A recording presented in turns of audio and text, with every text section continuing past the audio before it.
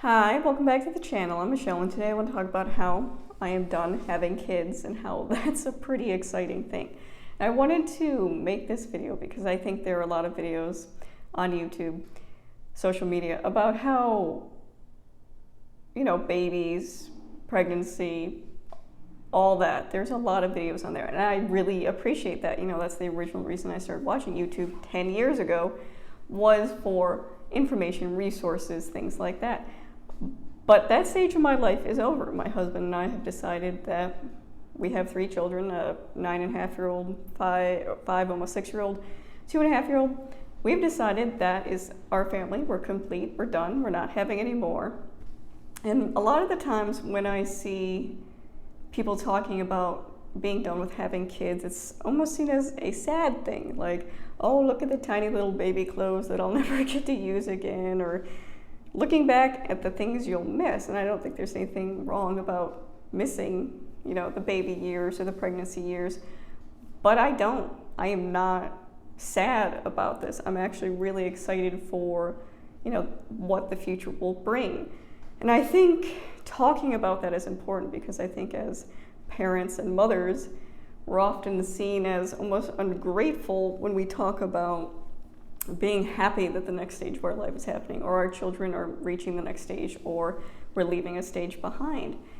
And for me, things like pregnancy and baby years, yes, they were full of, moments of pure joy and happiness, but it was also a struggle. I feel like whenever, as a parent, specifically a mother, because that's what I can speak to, you're kind of dealt with this, you're ungrateful if you talk about your struggles. So for example, I had trouble getting pregnant with my first child. I have dealt with things like pregnancy loss as well. And while dealing with the pregnancy loss, I heard things like, well, at least you can get pregnant, or at least it was early. Things like that. That doesn't help a person. That makes them feel bad for the feelings that they're having, whatever those feelings may be, that for some reason going through the emotions or the difficulties or the struggles is seen as being ungrateful. So when, I finally did get pregnant, I have been very sick with all of my pregnancies, and it was not fun. It was not something I enjoyed at all. It got to the point where, I was losing too much weight. It was hard for me to function, to do just basic things.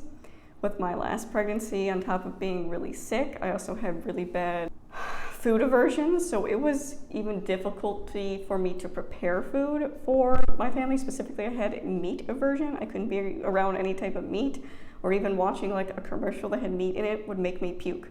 So you can imagine having 2 other kids in a family, that makes it difficult.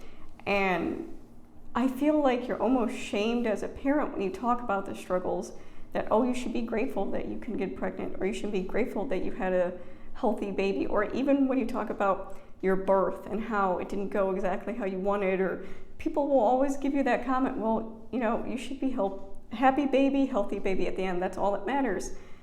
And that is like saying your feelings aren't valid for those struggles.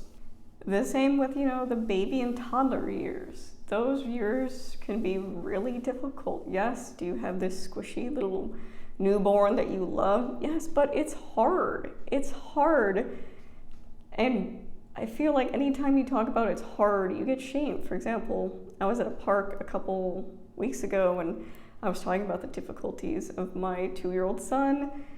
He gets into everything. He doesn't want to listen very well, so it's a struggle with him. And I was talking about a particular incident that was difficult for me. And, I was discussing with a group of moms, and there was one mom there that's like, well, I just love the toddler years, and I'm just so thankful to be a part of them. I'm like, okay, that's not my experience. And yes, we can all have different experiences parenting, but we should be able to openly discuss our struggles, difficulties, without the judgment. So, for example, I was watching a YouTube video recently, and the mom was talking about how she had stopped homeschooling her children because it became too mentally taxing for her. Getting everything prepared, doing the research, she was struggling with her mental health. And she decided to enroll her kids in public school, and they were doing well. and she was just talking about this. And so many comments in that video were, I don't understand how you could be struggling if your kids were so young, or they were only in kindergarten, or the struggles you're talking about are just real life. You should learn how to deal with them. And that's exactly what I'm talking about. Now, here we are, a mother is talking about how she's putting herself first, her mental health before her children, and having the self-awareness to know that this wasn't working for her, that sacrificing her own mental health wasn't worth it. And she was being shamed for it, that she wasn't doing it well enough, or obviously she was doing something wrong if it was this difficult. How about we just congratulate this woman for knowing that she was struggling, for admitting her mental health was suffering, and that she was making the best choice for her. So often as parents and mothers, we're supposed to give everything, be the martyr, put ourselves last, and there's this whole, self-care stuff and making sure you take care of yourself, which in itself can be very difficult when you don't have a support system, you're a single parent, things like that. But we're telling moms on one end, make sure you take care of yourself, but make sure you put your kids first too. That can be confusing messages. And when we're not allowed to talk about our struggles that we're going through, or the fact that we're just really excited to be done with babies and pregnancy and all that, it's seen as ungrateful or shameful. And I don't want it to be that way. I'm really excited to get past the baby stage. I'm really excited to have everybody in my family fully potty trained. I'm really excited to go on a vacation where it's actually a vacation and not super stressful because I have a bunch of little kids. Something that has really changed in the last few years, especially since my kids have started to get, a little bit older. We're getting out of that I constantly need mommy all the time phase. Something my mother used to tell me, and I never understood it until the last couple of years, is she would tell me to make sure I didn't lose myself to motherhood. And what does that mean is, when you become a parent, or a mother specifically, or a dad, something changes, right? You suddenly have this life that you're responsible for, and you do everything for, especially, in those early years. You are the sole caregiver for this human being. And it's very easy to lose yourself in the process of that.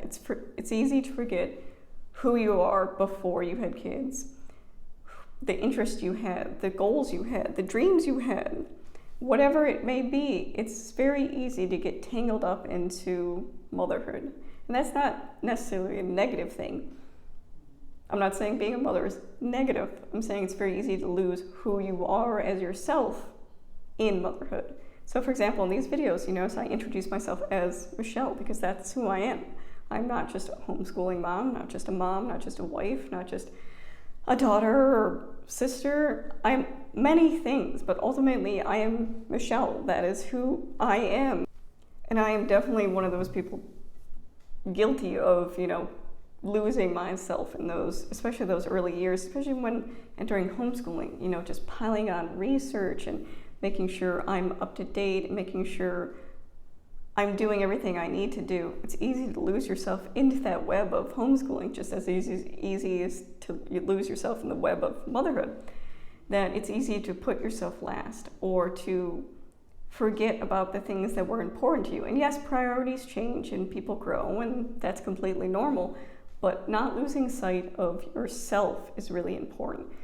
Because one of the reasons I'm so excited to be entering the next stage of this in my life, the non-baby stage, is to focus more on myself. And some people might think that's selfish, but I've spent the last 10 years, I did the math. So all my kids are 3.5 years apart. In the last 10 years, about 8.5 of those years, I've either been pregnant or breastfeeding. All my kids breastfed to about 2, and then they self-weaned. So that's a lot. I put my body through a lot, and I'm not complaining. I'm not ungrateful. It was a struggle I choose to take on, yes. But that doesn't mean it wasn't hard. My body's been through a lot in the last 10 years. I'm excited to, be able to choose clothes that I don't have to worry about being able to breastfeed in. I'm excited about to not get rid of all that baby stuff. I'm so excited to get rid of the baby and the maternity things that I've had for 10 years. I am not sad about getting rid of those tiny little onesies. That part of my life is over. There's no more newborn clothes in this house. And that's a good thing for me. I am excited. And, I'm still there for when my family members have babies and they're all squishy. And yes, I want to hold them and love on them, but I want to give them back when I'm done. I don't want to raise any more kids. And I think it's difficult, for me personally. I don't want a large family. I don't want to spend the next chunk of my life raising kids. I don't want to be in my 60s still raising little kids. And I'm not saying that when your kids turn 18, they don't need you. Of course not. Your children will always need you, but in different ways. I don't want to keep the cycle going. I don't want to keep having babies and children and keep going through it. It's hard enough right now. I have a preteen, almost 10-year-old, and a toddler, and that is difficult because you're dealing with two very different struggles there. And I can't imagine having like a 16-year-old and a newborn. I can't do that. That personally is too difficult for me, and I choose not to do it. And I'm thankful that I live in a time where I can make that choice, that I don't have to do that. But I feel like whenever we talk about these things, get the comments, you're ungrateful, or how dare you put yourself first. No, you deserve to be put first. Looking forward to things that are just for yourself is important. You are important as not just a mother, but as a person. Celebrate who you are and the things you're interested in. And I'm not talking about, making sure you have that once a month date night. No, I'm talking about nurturing the things that are important to you, that make you who you are outside of all those other roles that you play. Making sure you're acknowledging yourself and nurturing yourself, your own personal growth. And I think this really hits home for me because my mother was a single mother. She raised all 3 of her kids by herself. She worked her butt off taking care of us, and her entire life was us. And it was difficult for her when I left. I'm the youngest of 3. When I went off to college, she suddenly didn't have someone to take care of, and it was extremely difficult because somewhere along the process of, survival, of taking care of her family, she had lost who she was. And this is why she gave me that advice. And I didn't understand that advice when I first had kids. I'm like, how can you tell me not to devote every part of me to this tiny little human being? But I get it now. I get it because she spent her entire life wrapped up in us. And I'm not saying that's a negative thing, but she lost herself in the process. And when she had to, in her late 40s, early 50s, figure out who she was again, it was very difficult. It was a struggle for her then. So this video is really talking about how if you're entering that new stage of life, be excited about it.